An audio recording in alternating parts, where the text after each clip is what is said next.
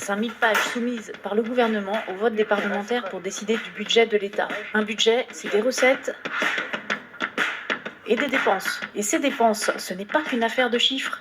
Ce sont avant tout des choix politiques. Dans l'idée, payer des impôts, c'est financer le bien commun. Sans ça, pas d'école, pas d'hôpitaux, pas de sécu. Réduire les dépenses publiques comme l'ont fait les derniers gouvernements, ça augmente les inégalités sociales. Car dans l'idée, les impôts sont censés les réduire, ces inégalités sociales. Les personnes aux revenus plus élevés doivent payer plus d'impôts pour financer des aides et des services aux personnes les plus vulnérables. C'est ça dans l'idée.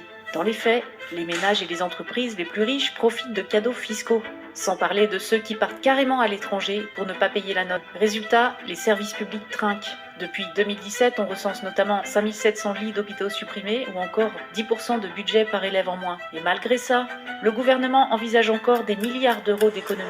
Nous, à la CGT, on pense qu'il est vital de financer nos services publics. Et pour trouver l'argent, on propose entre autres d'accroître la progressivité de l'impôt pour que tout le monde contribue réellement selon ses moyens, de revoir le crédit d'impôt accordé aux entreprises sans contrepartie, d'amplifier la lutte contre la fraude fiscale, de réduire massivement les dépenses militaires.